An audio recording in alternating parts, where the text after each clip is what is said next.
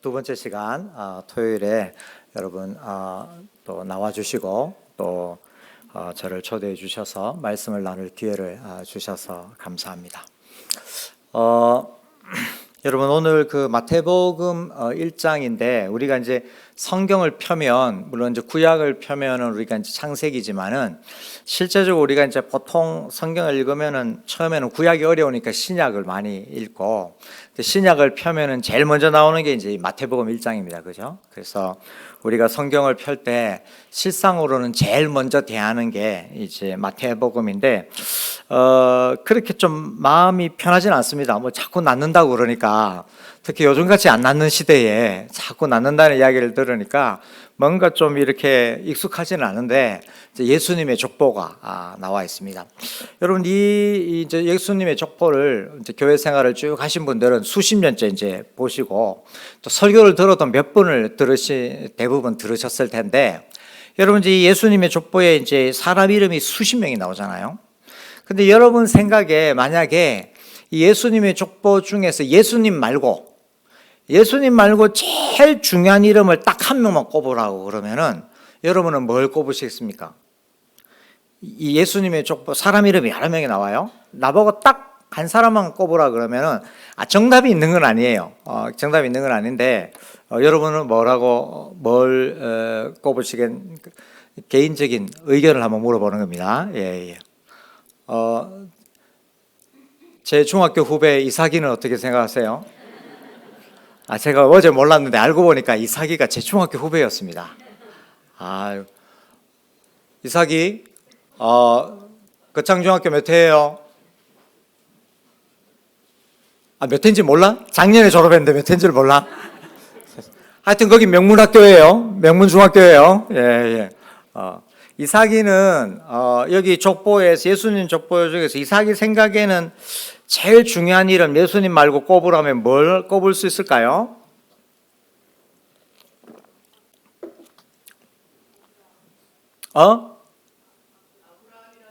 아브라함이래. 잘 말했어요. 예, 나하고 좀 의견이 다르지만 잘 말했어요. 여러분 아브라함이 여기서 중요합니다. 혹시 또 다른 의견 가지신 분 계세요?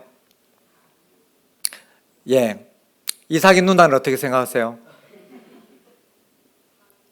다윗이 누나하고 동생하고 의견이 좀 다른데 다윗이라고 생각. 혹시 또 다른 의견 있으신 분 있어요? 아브라함하고 다윗 나왔는데. 예, 우리 두 사람이 아주 잘 이야기했는데 실제적으로 여기에서 아브라함과 다윗 두 명이 중요한데 제가 한 명만 꼽으라 그랬잖아요.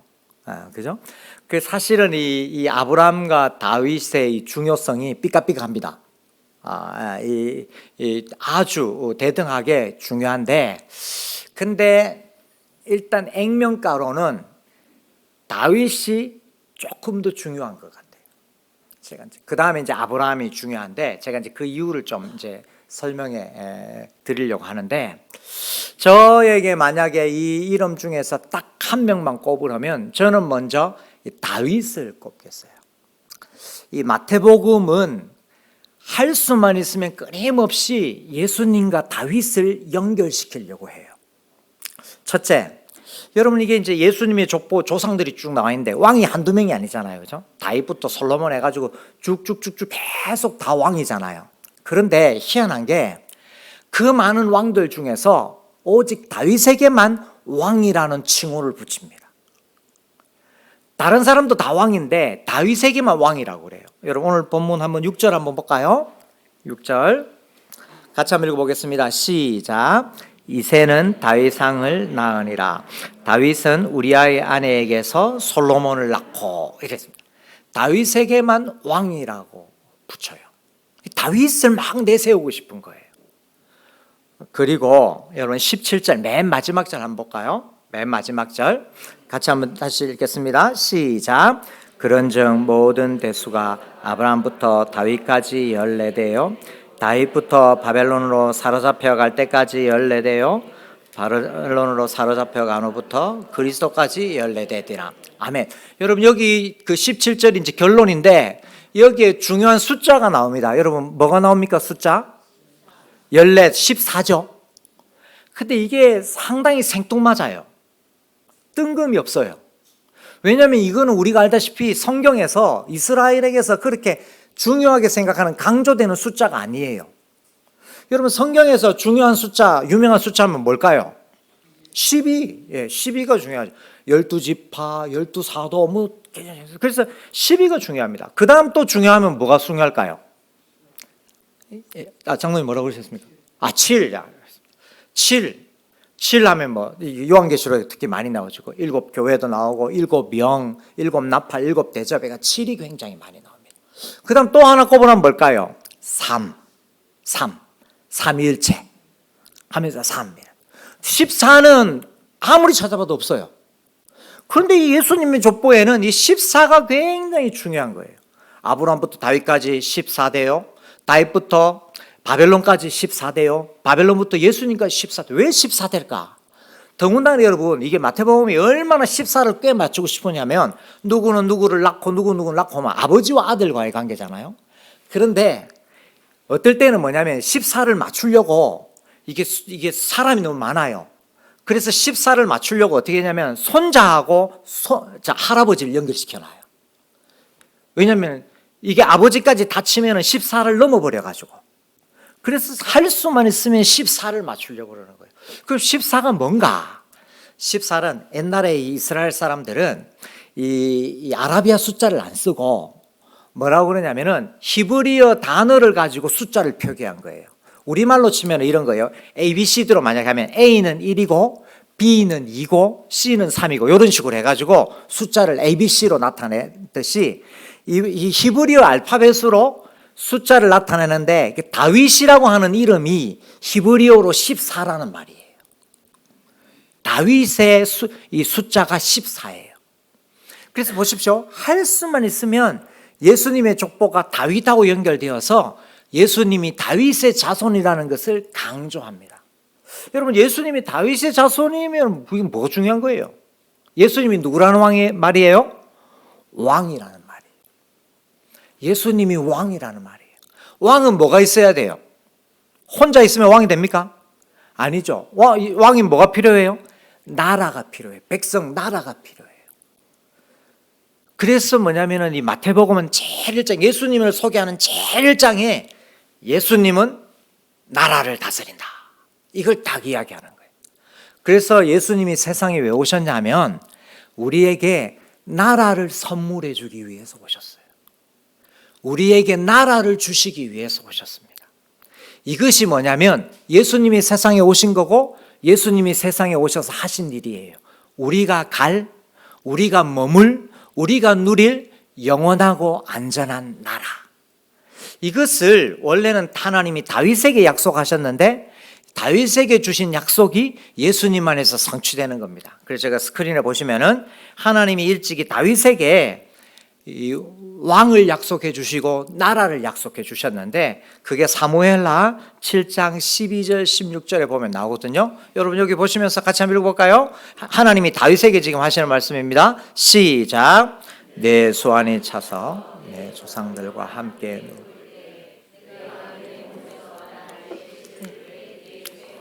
그의 나라를 견고하게 하리라. 내 집과 시작. 내 집과 내 나라가 앞에서 영원히 보존되고 내 왕위가 영원히 견고하리라. 아멘. 예, 이겁니다. 하나님이 다윗의 후손인 예수님을 통해서 우리가 영원히 무너지지 않는 안전한 나라를 세워주겠다고 약속하셨는데 예수님이 오셔서 그 나라를 우리에게 선물로 주신 거예요. 그래서 예수님이 내 대신에 십자가에 달려 죽으신 것을 회개하면서 믿고 예수님이 부활한 것을 믿는 사람은 바로 가장 중요한 복을 이 나라에 들어갈 수 있는 복을 누리는 것입니다. 첫 번째는 우리의 영혼이 이 나라에 들어가는 것이고 나중에 예수님 재림할 때는 우리의 몸도 부활하여서 몸과 영혼이 함께 예수님의 나라에 영원히 무너지지 않는 안전한 나라에 거하게 되는 것입니다. 그래서 예수님이 오셔서 우리에게 하시는 말씀이 뭐냐면은 안심하라. 이제 너는 안전하다. 이게 예수님의 복음이에요.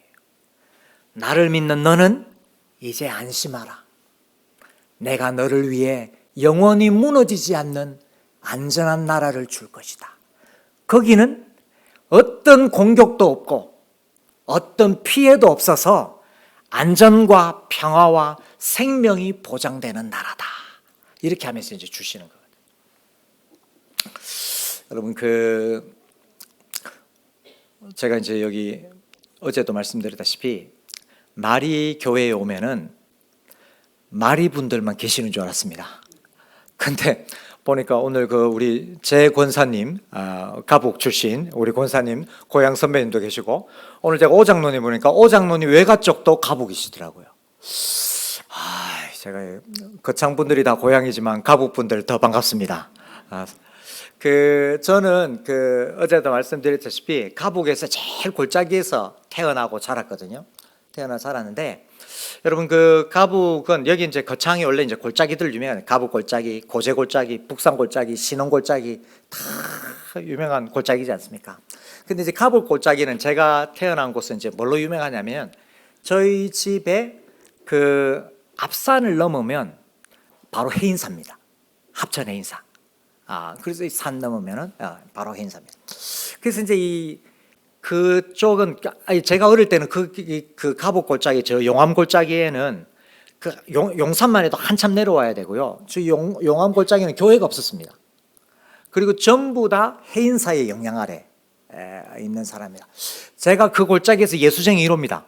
여러분, 제가 이런 보기하고 다릅니다. 이래봬도 저희 동네 윗동네 아랫동네 통틀어서 제가 예수쟁이 1호입니다.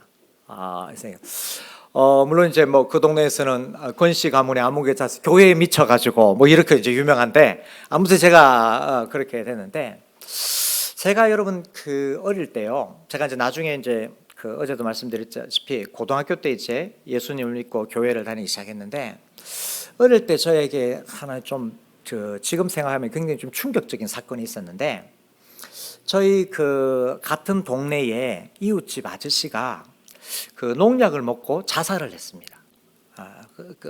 시골에서 자살했는데, 제가 그때부터 어떤 생각이 들었냐면, 이 죽음에 대해서, 그때 초등학교가 들어가기 전인데 죽음에 대해서 생각을 했습니다.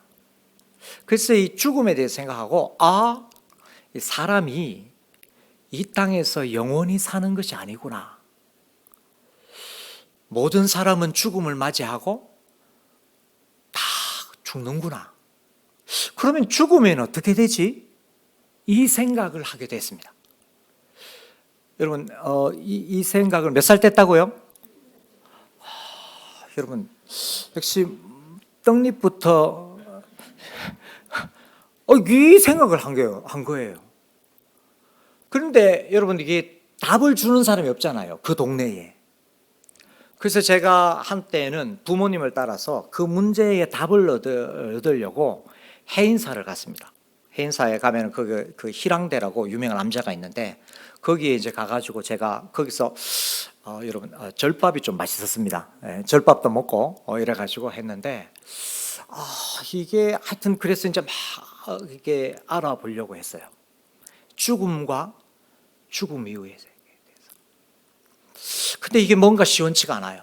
근데 이제 마침 또 이제 샛별 초등학교, 제가 이제 초등학교 3학년 때 나와가지고 했는데, 우리 이제 선생님들이 또 샛별 초등학교에는 또 예수님 이야기를 하잖아요. 예수님 이야기를 하고 또 복음 이야기를 하는데, 제 안에서 막 혼란이 오기 시작한 거예요. 집에서는 부처님이라고 그러고 학교에서는 예수님이라고 그러니까, 그러면 도대체 어떻게 해야 되는가? 그래가지고 이 문제가 해결되지 않아가지고, 죽음의 문제가 해결되지 않아가지고 너무 이 삶이 힘들었습니다. 삶이 힘들었는데, 제가 이제 결과적으로 이제 결국 고등학교 때 이제 이 교회를 다니고 이제 예수님을 믿게 되었는데, 고등학교 때 제가 만난 예수님이 전해준 가장 첫 번째 복음은 바로 이 나라였습니다. 예수님의 나라. 우리가 죽어서 갈 수 있는 영원한 나라에 대한 소식이었습니다. 그래서 그것이 뭐냐면은, 안심하라. 이제 너는 안전하다. 이런 복음을 들을 수 있게 되었습니다. 그래서 이제 그 전에는요, 제가 이 정신적으로 이 죽음의 문제가 해결되지 않으니까 굉장히 정서적으로 불안했어요. 좀 어떻게 좋을지 모르겠는 거예요. 그래서 제 혼자 교회 다니기 전에는 어떻게 했냐면 제 혼자 부처님, 하나님, 공자님, 예수님 다 불러봤어요. 이 죽음의 문제를 좀 해결해 달라고. 이 죽음의 문제가 해결되지 않으니까 삶에 의미가 없더라고요. 왜냐하면 여기가 다가 아닌데 더 영원한 세계가 있는데 그 영원한 세계가 해결되지 않으니까 이 땅에서의 삶이 이게 의미가 없더라고요. 그래서 제가 여러분 이게 이제 해결되니까 나중에 여러분 제가 그 영국에서 제가 유학했는데 거기 보면요 옥스포드, 캠브리지 다니는 학생들 많거든요. 한인들도 많아요. 제가 그들도 보지도 않았습니다. 예수님 안 믿고 아무리 옥스포드 아니라 옥스포드, 캠브리지, 하랩이라도 예수님 안 믿으면 그게 무슨 소용이 있어요? 그렇지 않습니까? 저는 지금도 종종 예수님 만나는 상상을 합니다. 예수님 만나. 그래서 오늘 우리 목사님 마라나타 너무 좋았어요. 마라나타 참 감사합니다. 저는 좀 전에 찬양할 때도 예수님 만나는 상상을 했습니다. 이제는 두렵지가 않잖아요. 죽음의 문제가 해결되니까. 이게 우리의 가장 큰 기쁨 중에 하나잖아요. 물론 우리가 죽는 고통은 두려울 수 있어요. 고통이 힘드니까. 근데 우리 중 그 누구도 진짜 예수님을 믿고 복음을 믿으면 죽음 이후가 불안한 사람은 아무도 없잖아요. 여러분 혹시 말이 났으니까 말인데 여러분 만약에 나중에 죽어서 혹은 예수님 재림할 때 예수님 만나면은 여러분 그 생각 해보셨습니까? 예수님 만나면은 제일 처음에 여러분 뭐라고 하고 싶습니까? 안 만나실 거예요. 우리 다 예수님 만날 거잖아요. 여러분 예수님 만나면은 예수님한테 뭐라고 말하고 싶어요? 설마 뭐 안녕하세요 이렇게 제일 여러분 황당한 게 이러면 안 됩니다. 예수님 딱 왔는데 저 누구시더라 이러면 곤란합니다. 이러면. 저는 예수님 만나면은요 제가 지금 딱 계획하고 있는 것은 예수님 딱 만나면은 아무 말 안 하고 예수님 가슴팍에 얼굴 한번 묻고 진하게 한번 울라고요. 예수님 끌어안고 한번 진하게 울고 싶습니다. 그리고 예수님한테 궁금한 거 물어보고 이야기 나눌 겁니다. 저는 이게 너무 좋습니다. 예수님 만날 생각하는 게 참 좋고 지금도 예수님 빨리 오셨으면 좋겠습니다. 예수님이 너무 좋아서요. 예수님이 이 나라를 선물하기 위해서 이 나라를 우리에게 선물해 주기 위해서 오셨습니다. 안심하라. 너는 이제 안전하다. 그 누구도 너를 건드릴 수 없다. 왜냐하면 너는 내 나라에 속해 있고 내가 너를 지킬 것이기 때문이다. 이게 예수님과 예수님의 나라입니다. 마리교회 성도 여러분, 여러분은 안전하십니까? 이게 예수님의 복음입니다. 자, 그러면은 오늘 본문에는 이 족보, 예수님의 족보에는 이 예수님의 안전한 나라에 세 가지 특징이 있습니다. 그걸 지금 이제 오늘 이제 나누려고 합니다. 이 예수님의 나라, 예수님의 나라의 백성이 가지는 세 가지 특징이 있습니다.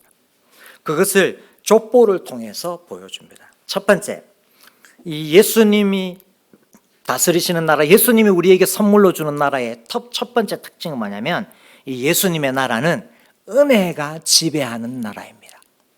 예수님의 나라는 자격 없는 자들이 은혜로 들어가고 은혜로 쓰임 받습니다. 그래서 예수님의 나라를 장악하는 가장 중요한 개념은 은혜입니다. 은혜. 자, 이것을 보여주기 위해서 어떻게 오늘 본문에는 이야기하냐면 이 고대의 족보는 대부분 다 장자 중심이거든요. 맏아들 중심인데 예수님의 족보에는 맏아들이 별로 없어요. 맏아들이 별로 없어요. 우리가 당장 예수님의 족보 첫 줄부터 해가지고 이삭도 맏아들이 아니에요. 이스마엘이 있었어요. 야곱도 맏아들이 아닙니다. 유다도 맏아들이 아니에요. 다윗도 맏아들이 아니에요. 솔로몬도 맏아들이 아니에요. 장자와 장자로 이어지는 고대 족보의 틀이 완전히 깨어지고, 당시로 봐서는 당연히 이어지지 않는 아들들로 족보가 이어집니다. 무슨 말입니까? 예수님의 나라는 은혜로 들어가고 은혜로 쓰임받는 말. 자격 없는 자들이 은혜로 들어가서 은혜로 쓰임받는다는 말입니다. 이것은 우리의 편에서 보면 믿음으로 들어가는 건데, 하나님의 편에서 보면 이것은 은혜로 우리에게 들어오게 해주시고 은혜로 우리에게 쓰임받게 하시는 거예요. 왜? 자격이 없기 때문에. 이 자격 없다는 것을 말해주기 위해서 여기 보면은 죄인들이 나옵니다. 여러분, 여기 혹시 우리 종씨는 없으시죠? 혹시 권씨 오늘 저녁에는 없죠? 보통 이해하는데, 예, 제가 여러분 안동권 씨입니다. 예, 별로 호응이 없는 가운데, 예. 여러분, 제가 이제 권가인데, 네, 이 본관이 이제 안동인데, 여러분 이 족보 많이 따지거든요. 족보 많이 따져. 보통 보면 여러분 안동 권가들은 뭐냐 하면, 보통 여러분들은 우리가 이제 같은 성씨를 만나면 이제 본관이 어딘지 또 몇 대 손인지 뭐 이런 거 물어보지 않습니까? 근데 안동권 씨들은 그렇게 안 물어봅니다. 제가 이제 여러 군데 설교하기 때문에 여러 군데 다 하게 되는데 전부 다 똑같아요. 권가들은 어떻게 하냐면요, 본관을 안 물어봐요. 우리는 안동밖에 없기 때문에. 그런데 다짜고짜 몇 대 손인지를 안 물어보고 어느 판지를 물어봅니다. 안동권 씨 복야공파, 추밀공파, 뭐 파들이 있어요. 그리고 몇 대 손. 이렇게 하면서 족보를 잘 따지거든요. 그래서 이제 이게 저희들이 이제 하는 건데, 교회를 다니든 안 다니든 다 그렇게 이제 어릴 때 많이 배웁니다. 근데 여러분, 제가 이제 어릴 때 할아버지께 이제 족보를 이제 펴놓고 족보를 이제 배웠는데, 여러분이 이 우리나라 족보들의 보통 특징이 뭐냐면은, 이 고대 족보의 특징이 뭐냐면 자기 조상들의 업적을 기리거나 미화시킵니다. 그래서 이제 저도 이제 어릴 때 보면 할아버지께서 주로 하시는 말씀이, 너의 몇 대조 할아버지께서 벼슬을 어디까지 하셨고 임금님에게 어느 칭호를 받으셨고 뭐 이런 것들을 막 이야기합니다. 이게 족보의 특징이에요. 족보는 다 그렇습니다. 근데 예수님의 족보는 그렇지 않습니다. 예수님의 족보는 오히려 사람들의 못나고 부끄러운 것을 적나라하게 드러냅니다. 왜 그래요? 자격이 없는 자들이라고. 예수님의 나라는 자격이 없는 자들이 은혜로 들어간다는 걸 말해주기 위해서 다 못난 점들을 이야기합니다. 우리가 이제 여기 알다시피 유다는 다말에게서 시아버지와 며느리의 부끄러운 관계를 적나라하게 드러냅니다. 부끄럽고 못난 거거든요. 여러분, 우리가 알다시피 여러분 다윗이 불륜을 저지르잖아요. 여러분, 다윗이 불륜을 저지른 여자의 이름이 뭡니까? 바세바. 그거 모르는 사람 어디 있어요? 그런데 마태복음은 바세바라고 말하지 않아요. 다윗이 바세바하고 불륜을 저지르고 나중에 이제 합쳐가지고 솔로몬을 낳는데, 바세바를 하지 않고, 여러분 1장 6절 한번 보실까요? 바세바라는 이름을 하지 않고 다윗은 누구에게서 솔로몬을 낳았다고 합니까? 1장 6절에 보면 누구에게서요? 우리아의 아내에게서. 바세바라는 거 모르는 사람이 어디 있어요? 그런데 의도적으로 바세바의 이름을 이야기하지 않아요.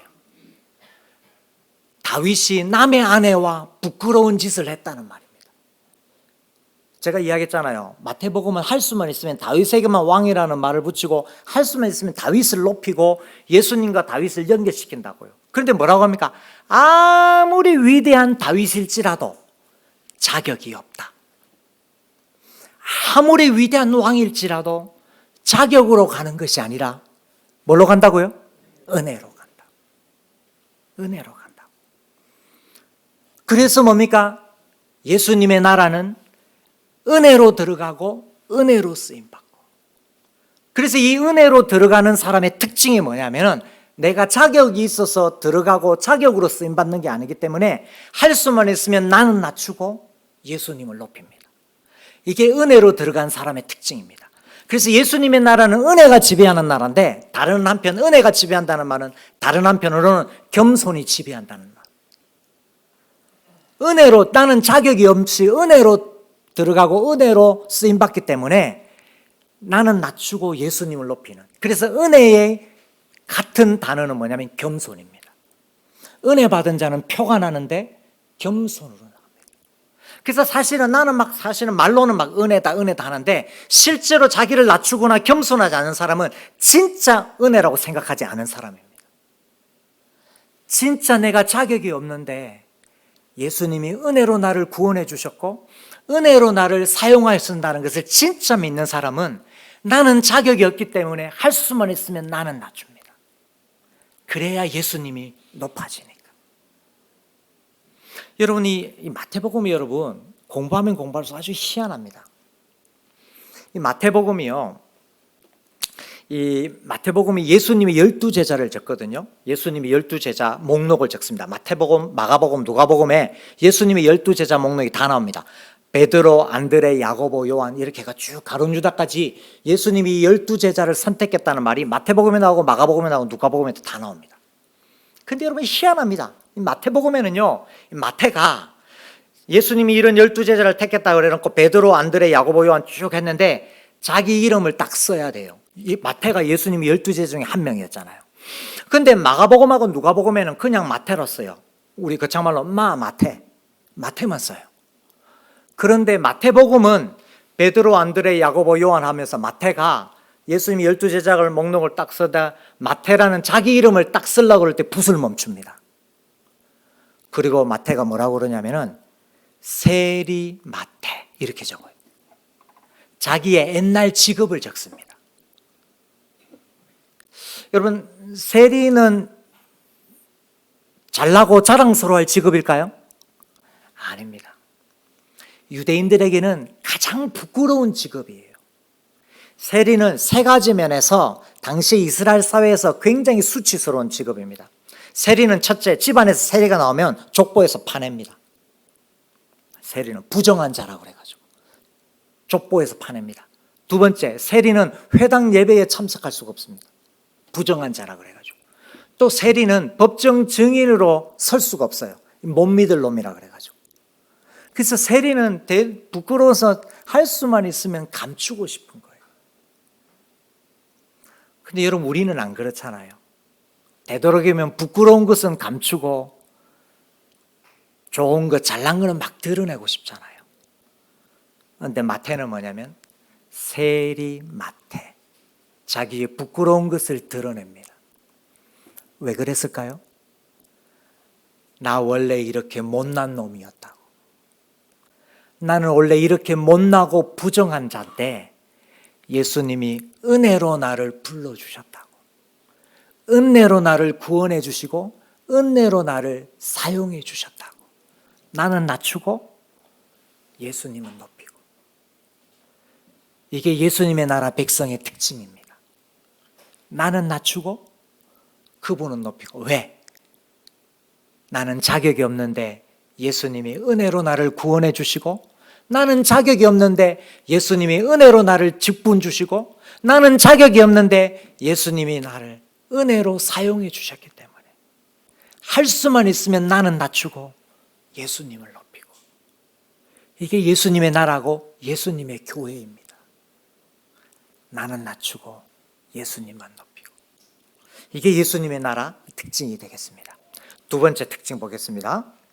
두 번째 특징은, 예수님의 나라는, 첫 번째 예수님의 나라의 특징은 은혜가 지배한 나라, 자격 없는 자들이 은혜로 들어가는 나라다. 두 번째 예수님의 나라의 특징은 나만 들어가는 것이 아니라 내 이웃과 함께 가는 나라입니다. 이게 예수님의 나라의 특징입니다. 이것을 위해서 예수님이 아브라함의 자손이라고 합니다. 이게 원래는 뭐냐면 예수님의 나라는 모든 민족이 복을 받는 나라다, 이제 이렇게 되거든요. 예수님은 나라를 세우시는데 은혜로 들어가는 나라를 세우실 뿐만 아니라 아브라함의 자손으로 오셔서 모든 민족이 복을 받는 나라를 세우셨습니다. 왜냐? 아브라함에게 네 씨로 말미암아 모든 민족이 복을 받는다고 하셔서 이제 그 약속이 예수님 안에서 성취됩니다. 그래서 예수님 때문에 모든 민족이 복을 받아서 안전한 나라에 들어갑니다. 이것 때문에 예수님의 족보에는 이제 이방인들이 들어갑니다. 이방인 여자들이 들어갑니다. 다말, 라합, 룻, 우리아의 아내. 여자들이 들어가는데, 족보에 원래 여자들이 안 들어가는데 여자들이 들어가는데, 만약에 여자들이 들어가면은 사라, 리브가, 라헬, 레아, 이런 이스라엘의 어머니들, 위대한 어머니들이 들어가야 될 건데, 마태복음은 그걸 다 무시하고 이방인 여자들이 들어갑니다. 라합, 룻, 우리아의 아내, 다말. 무슨 말입니까? 유대인뿐만 아니라 이방인들이 들어가는 나라인데, 이건 무슨 말이냐면은 이 마태복음은 원래 유대인 기독교인들을 위해서 쓰여진 거거든요. 그래서 지금 말하고 있습니다. 예수님의 나라는 너희들끼리만 잘 먹고 잘 사는 폐쇄적인 공동체가 아니라 할 수만 있으면은 교회 밖의 사람들도 함께 들어가도록 힘쓰고 애쓰는 나라다. 그걸 말해주는 거예요. 이게 예수님의 나라의 특징입니다. 그래서 마태복음은 여기 족보에서 유대인뿐만 아니라 이방인이 들어가고요. 그 다음에 계속 이방인들을 제자 삼으라, 이방인들을 초청하라 그래놓고 맨 마지막에 마태복음 28장에 보면 우리가 잘 아는 그러므로 너희는 가서 모든 민족으로 제자를 삼아라, 이렇게 이야기합니다. 그래서 계속 우리의 눈을, 우리의 관심을 교회 밖에, 안 믿는 사람에게 관심을 가질 수 있도록. 그래서 예수님의 나라는 나만 가는 것이 아니라 이웃과 함께 가는 나라라는 것을 보여주기 위해서입니다. 그래서 이제 여러분, 우리가 이제 코로나 때문에 우리가 우리 자신의 몸과 안전을 참 많이 생각하고 좀 조심했는데, 사실은 우리가 이제 코로나 때문에 우리가 조심한 것은 우리 스스로를 위해서도 하지만은 다른 사람의 안전을 위해서도 신경을 많이 썼잖아요. 그죠? 그래서 전파되지 않기 위해서 마스크를 쓰기도 하고 방역 수칙을 지키기도 하고 막 이렇게 했는데, 사실은 이것은 영적인 세계도 마찬가지입니다. 영적인 세계에서도 우리의 안전뿐만 아니라 우리 이웃의 안전이 이제 중요한 거죠. 그래서 우리 이웃을 초청해서 함께 들어가는 이 안전한 나라, 그것이 바로 예수님의 나라의 특징입니다. 그래서 우리 제가 마리교회는 이야기를 들어보니까 최근에 이제 우리 이제 박 목사님 부임하시고 나서 우리 성도님들이 많이 모였다고 제가 들었습니다. 그래서 이제 우리 성도님들이 많이 모여서 이제 이렇게 보니까 이런 거는 없겠습니다만은, 그래서 제가 이제 다른 교회 가면은 보통 제가 이 부분을 많이 강조하는데, 뭐냐면 이 예수님의 나라의 두 번째 특징, 나만 안전한 것이 아니라 이웃과 함께, 이웃이 또 안전한 나라에 들어가는 거라 말을 하면서 성도님들에게 이 질문을 하는데, 무슨 질문이냐면은, 여러분, 예수님이 좋아하지 않는 새가 있습니다. 새 있죠, 새. 이게 이제 진짜 그렇다는 건 아니고 제가 비유적으로 설명하는데, 예수님이 안 좋아하는 새가 있습니다. 혹시 그거 뭔지 아십니까? 예수님이 이 새를 안 좋아하십니다.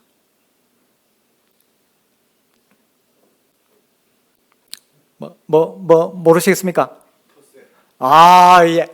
목사님, 발음을 정확하게 해주세요. 특새입니까? 텃새입니까?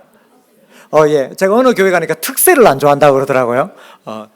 특새를 너무 많이 해가지고 힘들다면서, 이야기하는데, 목사님, 텃새라고 이야기하시는데, 목사님, 그거 어떻게 하셨습니까? 대단하십니다. 예. 목사님이 텃새라고 이야기했는데, 이게 제가 지어낸 말인데, 비유적으로 하는 말인데요. 이 마태복음 오늘 이 족보의 이야기를 들으면은 예수님이 가장 안 좋아하는 게 텃새입니다. 우리끼리만의 교회, 우리끼리만의 공동체. 전혀 성경적이지도 전혀 교회적이지도 하나님 나라적이지도 않습니다.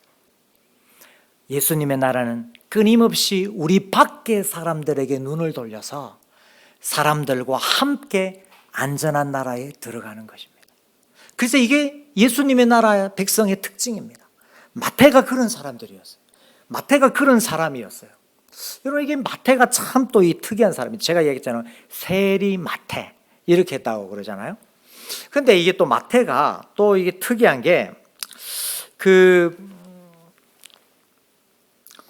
예수님이 이제 제자들을 딱 이렇게 부르시고 이렇게 할 때, 예를 들면 뭐 갈릴리 바닷가에서 베드로 안드레 보시면서 나를 따르라. 그다음에 야고보와 요한 보면서 또 바닷가에서 나를 따르라. 이렇게 하셨습니까? 그럼 이제 제자들이 예수님을 그물을 버려두고 이제 따르잖아요. 그게 이제 우리가 성경에서 보는 이야기인데, 이 마태복음을 쓴 마태는 좀 특이합니다. 마태는 여러분 세리니까 세관에 앉아 있었어요.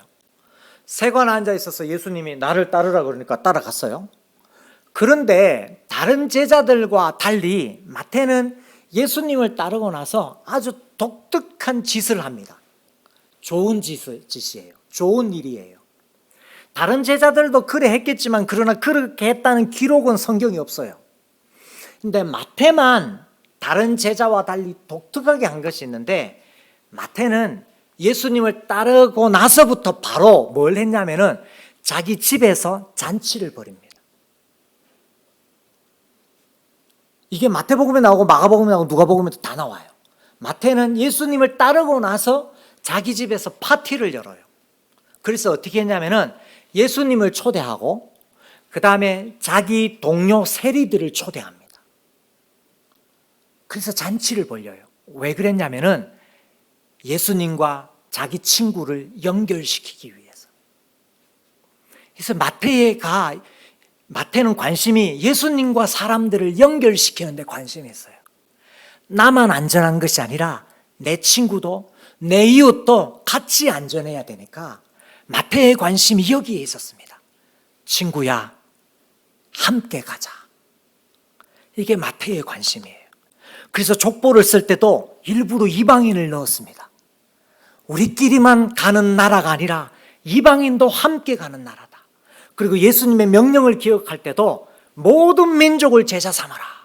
이렇게 이걸 마태복음 적어요.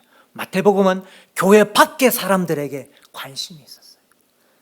사람들과 예수님을 연결시키는. 그래서 이게 예수님의 나라의 특징이고 예수님의 백성의 특징입니다. 우리끼리가 아니라 이웃도 함께. 이게 예수님의 나라입니다. 제가 얼마 전에 한 달에 한 번씩 설교를 하러 가는 경기도에 있는 어느 교회가 있었습니다. 그 교회 이제 담임 목사님이 안 계시는 교회였는데 제가 이제 한 달에 한 번씩 가서 이제 설교를 했는데, 어느 날 이제 주일 설교를 마치고 이제 성도님들하고 이제 인사를 하고 있는데, 한 50대 중반의 남자 집사님이 이제 오셔가지고 이제 인사를 하면서 대뜸 뭐라고 하시냐면, 목사님, 그 성경을 한 권 추천해 주십시오. 소개해 주십시오. 이제 이러시는 거예요.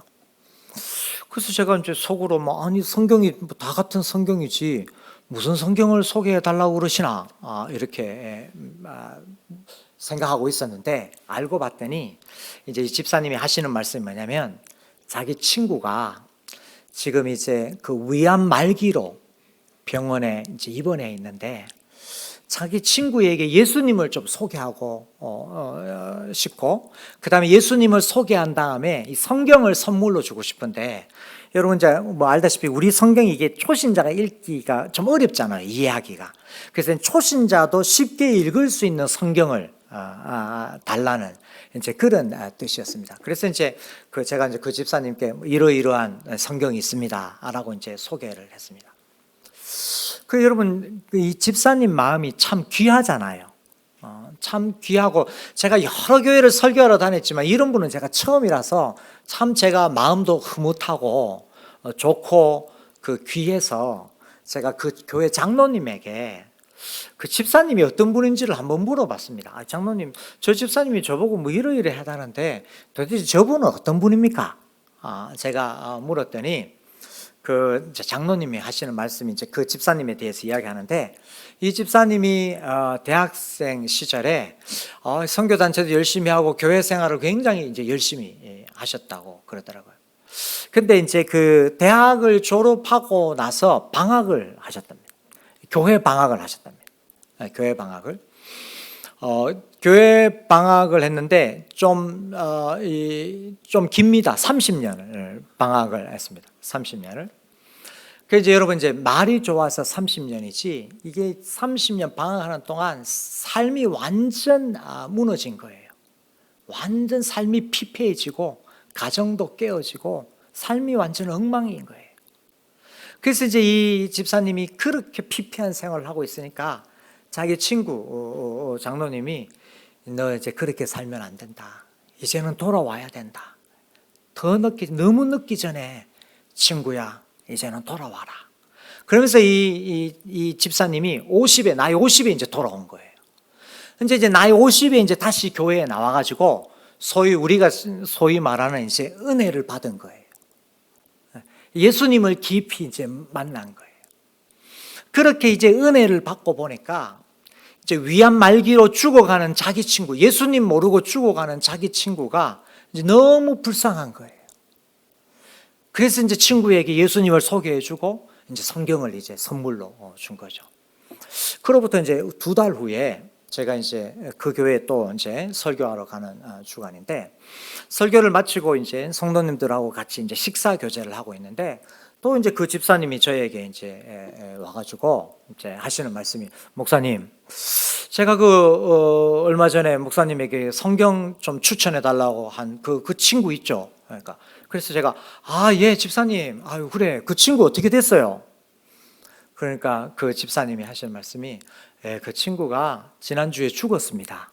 이러더라고요. 이제 위암 말기니까 이제 이 소천을 한 겁니다. 그래서 제가 그 이야기를 듣고, 아유 집사님, 그 참 안타깝게 됐네요. 그래 이제 이야기를 이제 하니까 그 집사님이 이제 하는 말이, 예, 목사님, 그런데 저에게 감사한 일이 있었습니다. 친구가 저보다 먼저 가서 참 속상하고 안타까운데 저에게는 감사한 일이 있었습니다. 제 친구가 죽기 전에, 죽을 때에 제가 준 성경을 가슴에 꼭 품고 죽었습니다. 그리고 죽기 전에 자기 가족에게 유언을 남겼는데, 내 장례는 이제 기독교식으로 해라 라는 유언을 남기고 죽었습니다. 목사님, 친구가 먼저 가서 참 마음이 안 좋은데 저에게는 이것이 참 감사합니다. 성도 여러분, 이게 예수님의 나라 백성의 또 다른 중요한 특징입니다. 예수님의 나라는 자격 없는 자들이 은혜로 들어가는 나라입니다. 그래서 은혜로 들어갔기 때문에 겸손한 나라입니다. 또한 예수님의 나라는 나만 들어가는 것이 아니라 친구와 함께 들어가는 나라입니다. 그래서 나만 안전한 것이 아니라 더 많은 사람들이 이 안전한 나라에 들어갈 수 있도록 힘쓰고 애쓰는 것, 이것이 마태가 잔치를 벌인 이유고, 이 집사님이 은혜 받고 나서 변화된 삶을 통해서 보여준 것입니다. 예수님 나라의 첫 번째 특징은 자격 없는 자들이 은혜로 들어가는 나라. 두 번째 특징은 나만 가는 것이 아니라 이웃과 함께 들어가는 나라. 마지막 세 번째 특징을 하겠습니다. 예수님의 나라의 세 번째 특징은 아무도 막을 수가 없는 나라입니다. 예수님의 나라의 세 번째 특징은 아무도 막을 수가 없는 나라다. 자, 여러분, 이게요, 좀 오늘 예수님의 이 족보에 이 또 다른 특징이 뭐냐면은, 여러분 17절을 우리가 한 번 더 볼까요? 17절을 보시면은, 여러분 이 1장 17절 보시면요,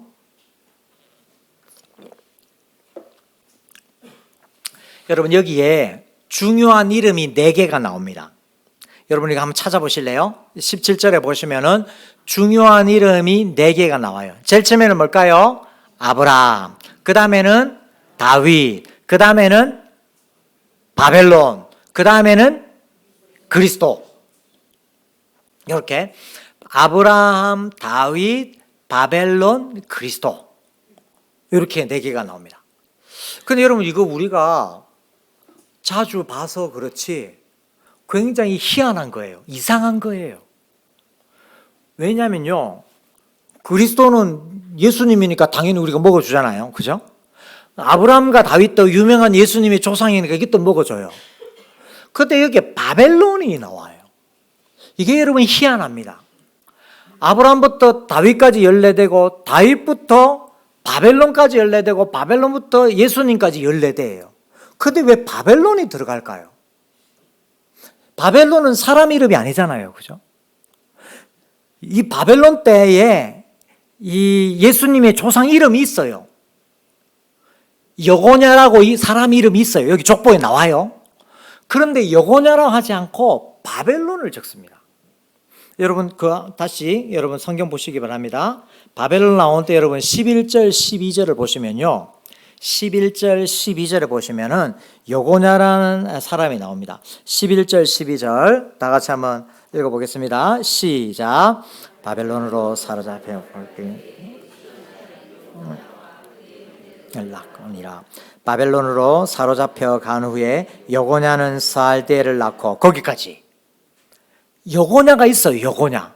그럼 우리 생각에는 아브라함부터 다윗까지 연례되고 다윗부터 여고냐까지 연례되고 여고냐부터 그리스도까지 연례되다, 이렇게 해야 될 것 같은데 여고냐가 아니고 바벨론을 적은 거예요. 왜 바벨론을 적을까? 여러분 바벨론은 좋은 이름입니까? 안 좋은 거예요. 바벨론 때 행복했어요? 아니에요. 힘들었어요.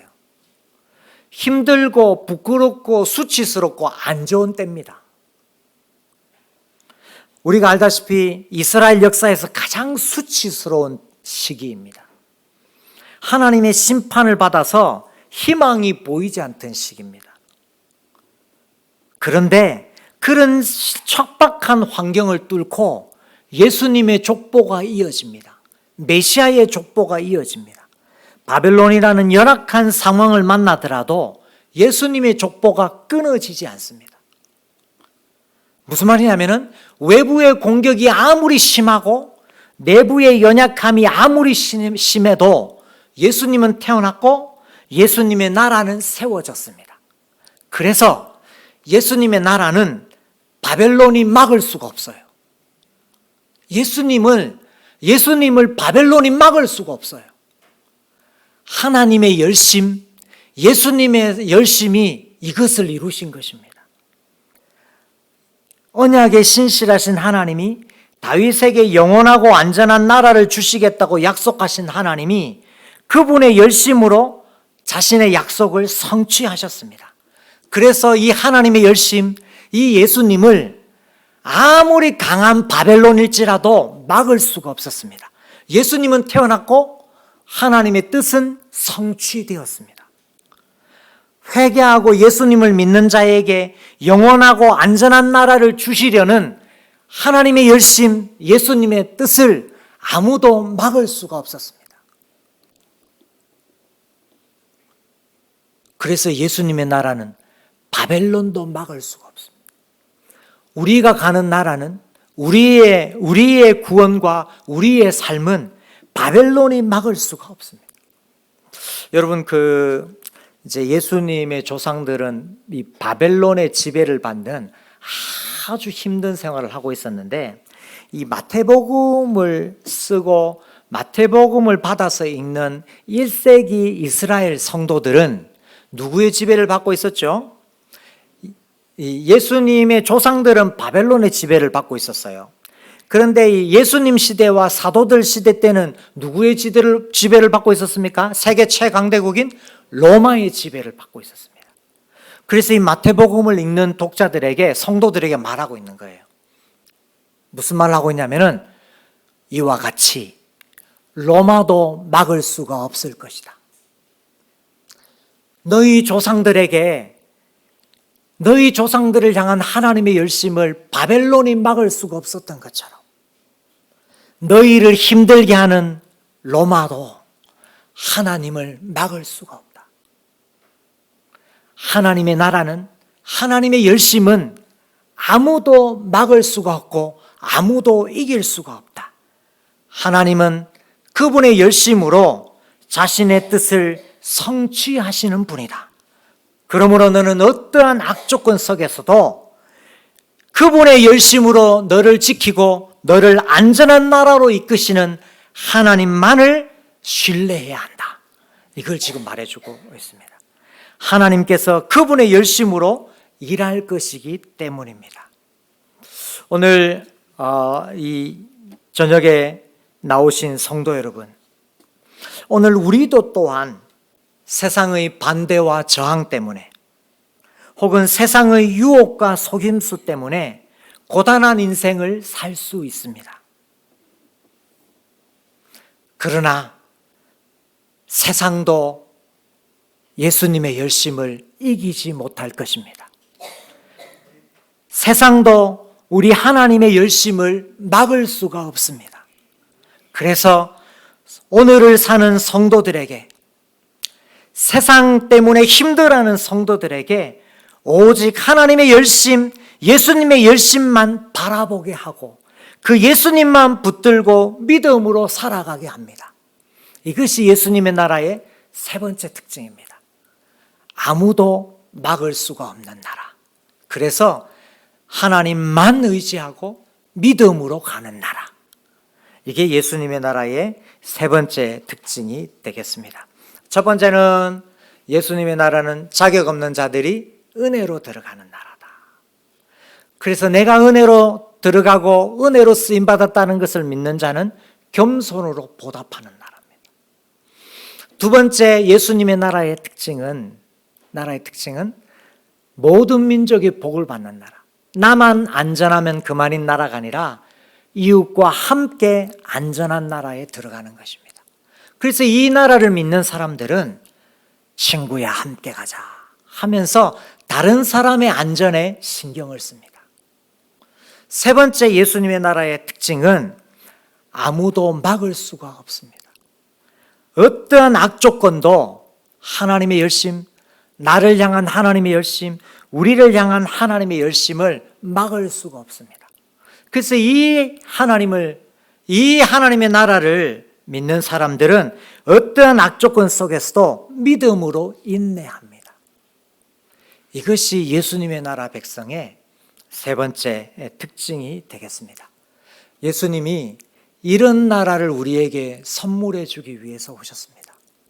성도 여러분, 여러분은 이런 예수님을 만날 준비가 되어 있으십니까? 예수님이 그 나라로 우리를 초대하셨습니다. 여러분 끝났습니다. 끝났습니다. 예수님의 나라, 제가 좋아하는 예수님, 그리고 제가 가고 싶은 예수님의 나라에 대해서 여러분에게 소개해 드렸습니다. 마지막으로 이야기 하나 하고 마치도록 하겠습니다. 여러분 저에게 예수님의 나라를 소개하고 예수님의 나라 백성은 어떻게 살아야 된다라고 가르쳐 주신 제 지도 교수님이 계십니다. 영국인 지도 교수님이신데요. 제 꿈이 뭐냐면은 이 땅을 살아가는 동안 예수님 오실 때까지 저희에게 신학을 가르쳐 준 제 지도 교수님 같은 선생이 되는 게 제 꿈입니다. 저도 제 학생들에게 이런 선생이 될 수 없을까 그렇게 고민하고 이 모범을 삼아가지고 따라가려고 하는데요. 그 선생님이, 그 지도 교수님이 예수님의 나라 백성은 이렇게 사는 것이라고 저희에게 말로 하지 않고 삶으로 저희에게 보여주셨습니다. 제가 2008년도 9월 달에 이제 박사 공부를 하러 영국을 갔습니다. 제가 그전에는 이제 석사 공부하러 미국에 있었는데 이제 박사를 공부하러 영국에 갔습니다. 여러분, 영국은 뭐가 유명하냐면 여러 가지 유명한 게 많지만은 여러분, 영국 신사들은 항상 뭘 가지고 다닙니까? 우산을 가지고 다닙니다. 예. 저는 오늘 마리에 와서 영국에 온 줄 알았습니다. 우박이 내리고 뭐 비가 왔다가 안 왔다가 왔다가 안 왔다가 그러는데 거의 마을이가 그 영국급입니다. 예, 그래서 이제 하는데 제가 그 영국에 9월 달에 도착했는데 2주 내내 계속 비만 왔습니다. 햇볕을 보지를 못할 정도로 계속 2주 동안 비만 왔습니다. 지긋지긋하게 왔더라고요. 하여튼 이제 비로 워낙 유명한데 제가 이제 그 영국에 도착해가지고 첫날 밤은 이제 제가 가족과 함께 다 아이들하고 같이 갔었는데 거처를 아직 정하지를 못해서 선배 목사님 집에서 하룻밤을 잤습니다. 근데 그 다음날 아침에 띵동 띵동 누가 초인종을 누르는 거예요. 그 알고 봤더니 제 지도 교수님이 제 선배 목사님 집을 찾아온 거예요. 비가 주룩주룩 했는데 비옷을 입고 비를 맞으면서 찾아온 거예요. 그래서 이제 문을 초인종을 이제 누르고 하는데 저보고 저를 좀 보자면 저를 보고 싶다면서 저보고 문 앞에 좀 나오라고 그러는 거예요. 그래서 제가 가서 이제 지도 교수님을 처음 만났습니다. 그 전에는 이제 전화로 박사 입학 인터뷰를 하고 시험을 보고 이래서 전화로만 하고 직접 얼굴을 본 건 처음인데 지도 교수님이 저를 딱 보더니만은 됐다. 자네가 잘 도착했으면 됐다. 내가 자네가 영국에 잘 도착했는지 안 도착했는지 그거 궁금해서 자네 얼굴 한번 보러 왔다면서.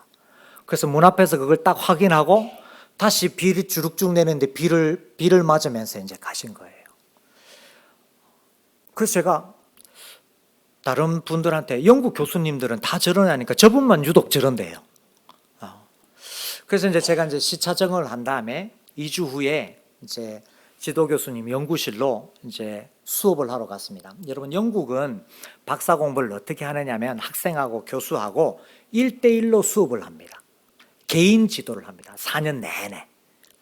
그래서 제가 4년 내내 제 지도 교수님과 1대1로 수업을 했습니다. 교수님 연구실에 가서요. 교수님 연구실에 갔는데 제일 처음에 이제 연구실에 이제 2주 후에 딱 갔는데 보니까 이 한쪽에 고급 소파가 하나 딱 앉아 있고 그 다음에 다른 쪽에는 이 접는 철제 의자. 요즘 우리나라도 이런 의자 잘 없는데 하여튼 그런 의자가 딱 있더라고요.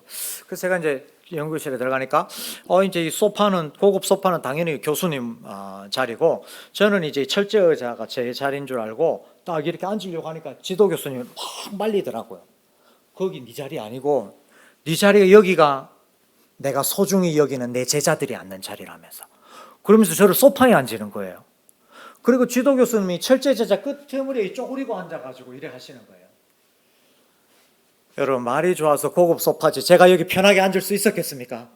지도 교수님이 저리 쪼그리고 앉아 있는데 제가 소파 끝머리에 앉아가지고 얼마나 불편했는지 그래가지고 했는데 물론 이제 이게 처음에만 이래 불편했고요. 그 다음부터는 적응이 돼가지고 소파에 기대가지고 다리 꼬고 이래가지고 편하게 앉아 있었는데 물론 이제 그래서 그렇다고 공부를 대충 시키지 않습니다. 그 첫날 갔는데 1시간 내내 질문했는데 무슨 말인지 하나도 모르겠더라고요. 그래서 1시간 내내 I don't know만 하다 왔습니다. I don't know, I don't know, I don't know. 모르겠다는 말만 계속 하다 왔습니다. 어느 날 그 한국 학생이 캠퍼스를 지나가는데 제 지도 교수님이 어느 차를 닦아주고 있더래요. 차가 더러운 차를 갖다가 닦아주고 있더래요.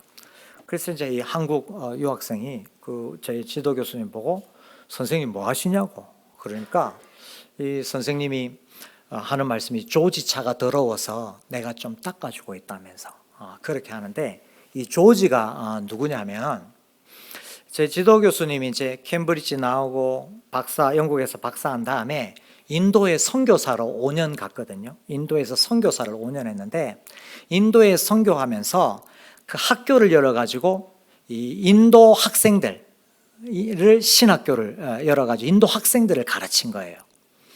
근데 그때 자기가 인도에서 선교사로 가서 가르친 인도 학생 이름이 조지였는데 그 조지가 나중에 커서 제가 다니던 학교의 총장이 되고 제 지도 교수님이 부총장이 되었습니다. 그러니까 제 교수님이 뭐냐면 자기 학생을 총장으로 모시고 자기가 부총장을 하고 있는 거예요. 그리고 지나가다가 자기 제자 조지 총장의 차가 들어오니까 그거를 닦아주고 있는 거예요. 제 지도 교수님은 목회를 하지 않고 그냥 교회에서 협동 목사로 이렇게 섬기고 있었는데, 그 교회의, 영국 교회에 같이 다닌 한국 학생한테 제가 들은 이야기입니다. 제 지도 교수님은 교회 주일날 교회에 오면은 성경을 딱 끼고 교회당 입구에 딱 들었으면 이렇게 교회당 전체를 한 바퀴를 쭉 훑어본대요. 쭉 스캔을 딱 한대요. 왜 그러냐면 혹시 그날 주일날 교회에 처음 왔거나 오랜만에 온 교인이 있는지 없는지 확인한대요. 그래서 그날 교회에 처음 왔거나 오랜만에 교회에 온 사람이 있으면 그 옆자리에 가서 앉아서 그 사람이 성경 찾는 거, 찬송가 찾는 거 도와주셨대요. 그리고 제 지도 교수님은 성탄절이 되면은 기숙사에 혼자 있는 외국인 유학생들, 여러분 이제 그 외국은 성탄절 우리나라 설이나 추석하고 같잖아요. 가족끼리. 그러니까 가족이 없이 혼자 지내는 외국인 유학생들을 집으로 다 초청해 가지고 밥을 해 주셨습니다. 그리고 마지막 날 제가 박사 끝날 때쯤 됐는데 지도 교수님도 이제 학교에 은퇴를 했는데 저보고 연구실에 오라고 그러더니만은 자기가 지금 책을 다 정리하는데, 나는 이제 은퇴를 하는 책을 다 정리하는데 여기에 자네가 필요한 책 있으면은 가지고 가라고. 근데 그때 자기 아들이 신학교 입학을 했거든요. 그때 자기 아들한테 줘도 되는데 아시아에서 온 일개 외국인 유학생인 저를 불러가지고 저에게 그 책을 물려주었습니다. 그래서 제가 지도 교수님한테 한국에 들어오기 전에 지도 교수님에게 이야기했습니다. 교수님, 제가 한국에 가면 교수님과 같은 선생님이 되고 싶습니다.